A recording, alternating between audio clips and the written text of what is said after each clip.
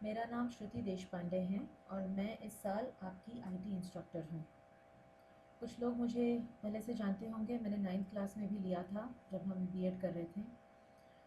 तो इस साल हम advanced options of word, presentation, spreadsheet ये सब पढ़ेंगे। ये सारी चीज़ें आप लास्ट ईयर पढ़ चुके हो, कुछ बेसिक फंक्शनैलिटीज़ आप जानते हो ऑलरेडी।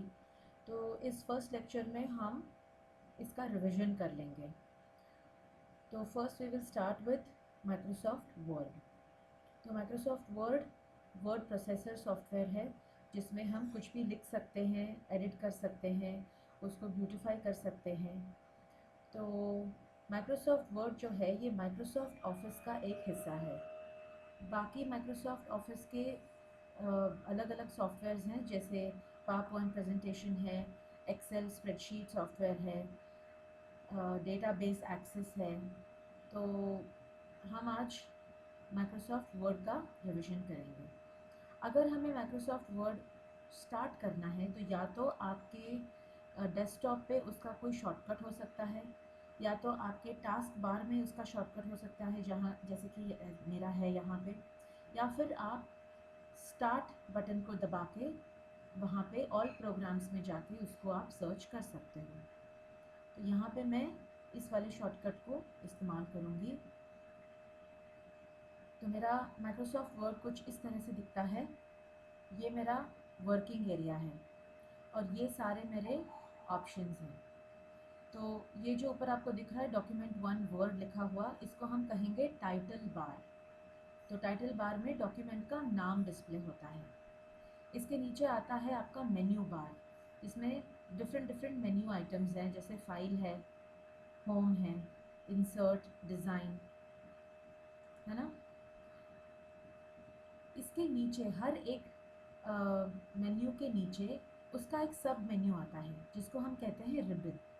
तो इस रिबन में जैसे आप होम टैब के सब मेन्यूज़ देख पा रहे हो, तो क्लिपबोर्ड है, फॉन्ट है, पैराग्राफ है, स्टाइल है, एडिटिंग है। तो इनको हम कहेंगे ग्रुप्स। तो होम टैब के ये अलग अलग ग्रुप्स हैं और हर ग्रुप में हमारे अलग अलग आइकॉन्स हैं। आइकॉन्स मतलब फंक्शनैलिटीज़ हैं। जैसे फॉर एग्ज़ाम्पल हमारा फ़ॉन्ट जो ग्रुप है, इसमें हम फ़ॉन्ट नेम, फ़ॉन्ट साइज़, उसको बोल्ड करना है, इटैलिक करना है या अंडरलाइन करना है, ये सारी चीज़ें हम यहाँ पे देख सकते हैं। तो हम यहाँ कुछ टेक्स्ट लिखेंगे, कुछ भी रैंडम टेक्स्ट लिख रही हूँ मैं अभी आपको डेमोन्स्ट्रेशन करवाने के लिए।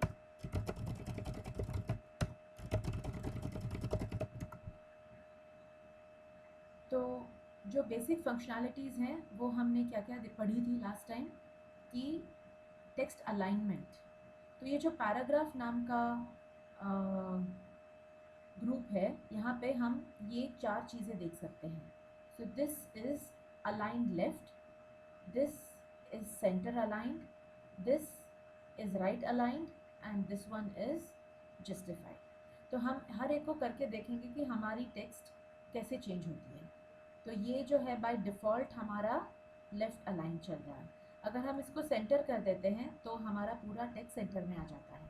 अगर हम इसको लेफ़्ट अलाइन कर देते हैं तो ये पूरा लेफ़्ट साइड को आ जाता है। और अगर हम इसको जस्टिफाई करते हैं तो हमारा टेक्स्ट जो है वो एक ही एंड स्टार्ट पॉइंट से लेके एक ही एंड पॉइंट तक आता है। अब यहाँ पे मैंने क्योंकि एक ही वर्ड लिखा हुआ है, it is not making any sense, so I will write some more words here with space in between. तो आप देखेंगे कि ये सारा जो है वो कैसे सेम स्टार्टिंग पॉइंट से सेम एंडिंग पॉइंट तक आता है।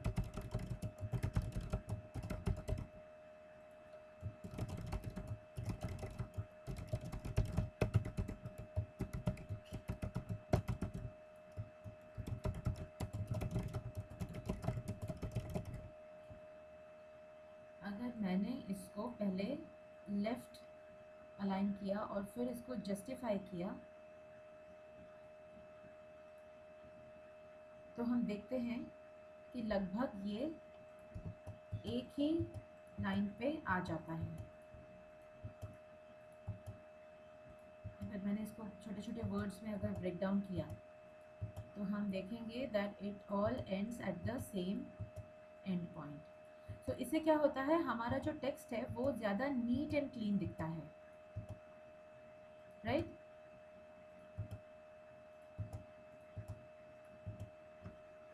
Alright, then we will see what does bold do. अगर हमें कोई भी चीज़ हाईलाइटिंग करनी है तो हम पहले उसको सिलेक्ट करेंगे और फिर हम इसको बोल्ड करेंगे। तो बोल्ड करने से क्या हुआ, ये ज़्यादा गाढ़े अक्षरों में हमें दिखेगा। सिमिलरली अगर हमें कोई लाइन इटैलिक्स में करनी है तो हम आई को सिलेक्ट करेंगे तो ये स्लांटिंग लेटर्स हमें दिखेंगे। अगर किसी चीज़ को अंडरलाइन करनी है तो पहले सिलेक्ट करेंगे टेक्स्ट और फिर अंडरलाइन को क्लिक करेंगे, तो ये हो गया हमारा underline.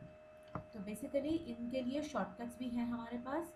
Control plus B is for bold, control plus I is for italics and control plus U is for underline.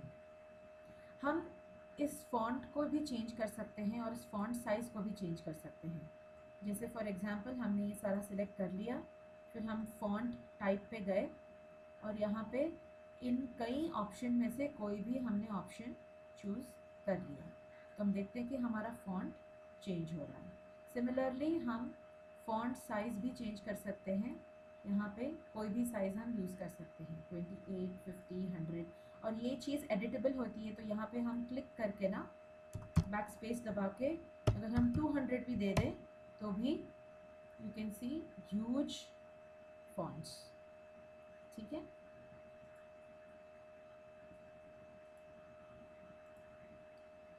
Okay, अब हमारा आ गया सबस्क्रिप्ट एंड सुपरस्क्रिप्ट।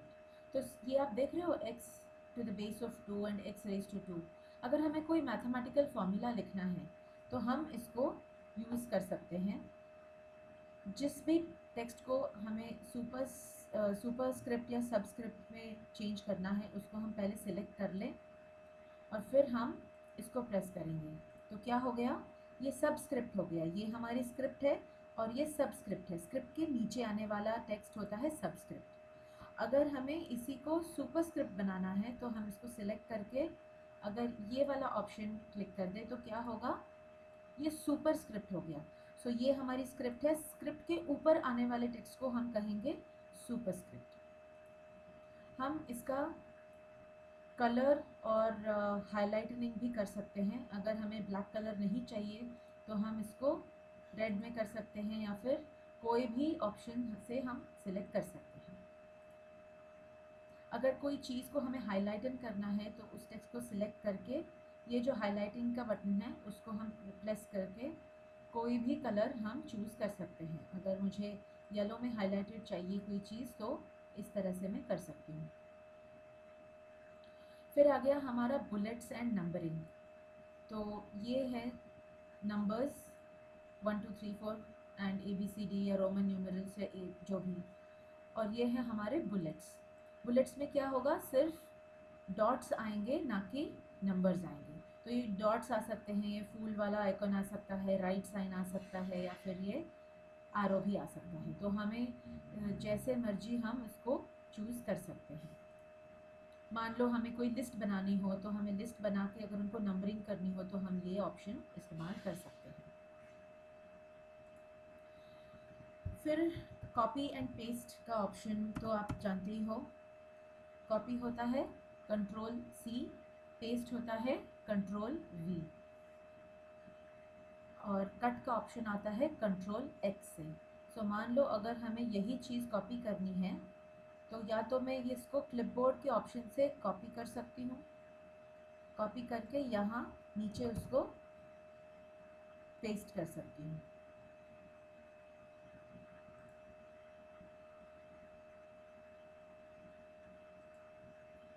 ठीक है। अगर मुझे ये कट करनी है तो कॉपी में क्या होता है, जो हमने चीज़ कॉपी करी है वो हटती नहीं है। जैसे हमने ये वाली चीज़ कॉपी करी थी तो ये यहीं पे है अभी तक, बस इसकी एक कॉपी यहाँ पे बन गई है। लेकिन अगर हमें कट और पेस्ट करना हो तो हम क्या करेंगे, मान लो सेकेंड पैराग्राफ है, इसको हम कट करेंगे तो कट करने के बाद वहाँ से वो हट जाता है और फिर हम यहाँ नीचे आके इसको फिर से पेस्ट करेंगे। तो सिर्फ